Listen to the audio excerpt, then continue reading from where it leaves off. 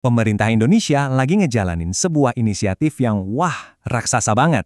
Tujuannya untuk mengubah total ekonomi pedesaan lewat koperasi. Dan ini bukan sekedar program biasa. Ini bisa dibilang sebuah revolusi yang digerakkan langsung oleh visi presiden.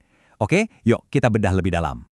Nah, semua ini asalnya dari sini, dari sebuah mandat pribadi yang kuat banget dari presiden. Visi ini tuh akarnya dalam loh, sampai ke UUD 1945 pasal 33. Jadi, kutipan ini bukan sekedar slogan, tapi ini adalah mesin penggerak utama di balik semua kebijakan yang akan kita bahas. Oke, jadi pertanyaannya, seberapa cepat visi besar ini diwujudkan?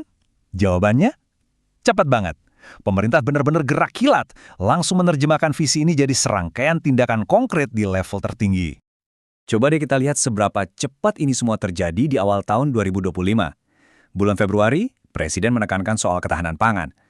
Bulan depannya, Maret, nggak pakai lama, langsung keluar instruksi buat bikin puluhan ribu koperasi baru, plus ada impresnya juga. Terus, Mei dibentuk Satgas khusus. Rangkaian ini nunjukin banget kan betapa urgent dan seriusnya komitmen pemerintah.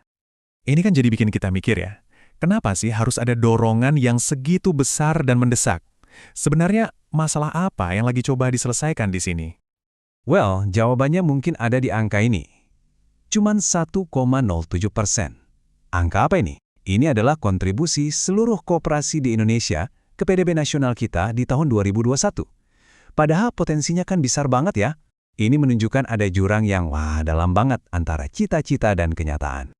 Nah, kalau kita gali lebih dalam lagi, ketidakseimbangan ini krusial banget. Coba lihat. 7 dari 10 koperasi yang ada itu ternyata fokusnya di sektor keuangan, simpan pinjam, gitu-gitulah. Bukan di sektor real, kayak pertanian, perikanan, atau perdagangan, yang sebetulnya bisa langsung ningkatin produksi. Masalahnya ternyata lebih dalam dari sekedar angka.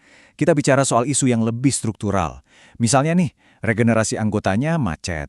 Orang-orangnya itu-itu aja. Terus, pengelolanya juga belum banyak yang profesional. Tata kelolanya juga masih tradisional banget. Nah, ini semua yang bikin koperasi jadi susah buat tumbuh.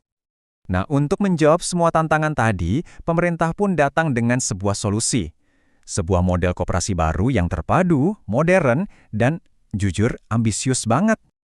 Inilah dia solusinya, Koperasi Desa atau Kelurahan Merah Putih. Definisinya jelas banget. Ini adalah inisiatif nasional buat mendirikan generasi baru koperasi di level desa. Fokusnya apa? Swasembada pangan, industri agromaritim, dan yang paling penting, pertumbuhan ekonomi yang merata dari bawah ke atas. Dan soal ambisi, ini skalanya luar biasa. Pemerintah mentargetkan pembentukan 80.000 koperasi baru di seluruh Indonesia. 80.000, itu angka yang masih banget kan? Oke, targetnya gede banget. Terus gimana caranya pemerintah berencana membangun ekosistem raksasa ini dari nol? Yuk kita intip blueprint-nya. Semuanya tertuang dalam Inpres nomor 9 yang bisa dibilang kayak roadmap yang super detail. Semua langkahnya tuh udah dipikirin matang-matang. Mulai dari desain model bisnisnya, bikin modul, pembentukan, inventarisasi koperasi yang udah ada, ngasih pelatihan, sampai ke manajemen digital dan monitoring. Lengkap! Tata kelolanya juga gak main-main, dirombak total. Ada pemisahan tugas yang jelas banget. Pengurus yang ngejalanin bisnis sehari-hari, syaratnya nggak boleh dari aparat bisa atau punya hubungan keluarga sama pengawas. Nah, pengawasnya, yang tugasnya ngawasin, itu diketuai langsung sama kepala desa. Aturan kayak larangan hubungan keluarga ini penting banget buat mencegah konflik kepentingan dan mendorong profesionalisme. Terus gimana sih cara kerjanya nanti di lapangan? Coba bayangin ya, sebuah ekosistem bisnis yang komplit di satu desa. Petani atau nelayan bisa dapat modal dari unit simpan pinjam koperasi. Terus, hasil panen atau tangkapan mereka dikumpulin di gudang koperasi. Logistiknya juga diurusin sama koperasi buat didistribusikan dan dijual di toko milik koperasi itu sendiri. Nah, warga desa, mereka bisa belanja kebutuhan pokok di sana. Jadinya ekonomi lingkaran tertutup, semuanya berputar di desa itu. Oke, kita udah lihat rencananya yang detail banget. Tapi pada akhirnya, apa sih dampak yang diharapkan dari semua ini? Apa manfaat nyatanya buat masyarakat dan ekonomi kita secara keseluruhan?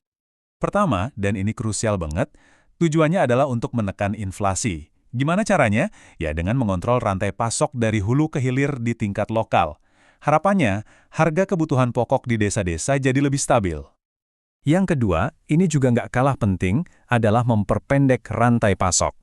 Intinya, memotong jalur distribusi yang selama ini panjang dan banyak perantaranya.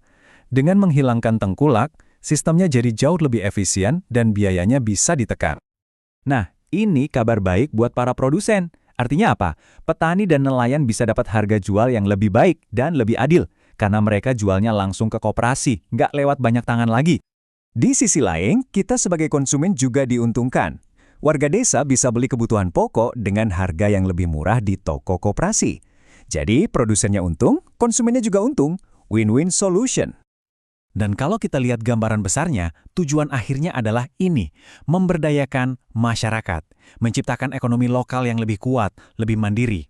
Jadi ini bukan cuma soal jual beli, tapi ini soal pemberdayaan dan upaya serius untuk mengentaskan kemiskinan ekstrim langsung dari akarnya. Jadi, dengan target 80.000 koperasi baru di depan mata, pertanyaannya sekarang adalah, mampukah visi agung ini benar-benar membentuk ulang ekonomi Indonesia mulai dari desa? Di satu sisi, potensinya luar biasa besar, tapi di sisi lain, tantangan implementasinya juga sama besarnya. Nah, apakah revolusi koperasi ini akan berhasil? Hanya waktu yang bisa menjawab.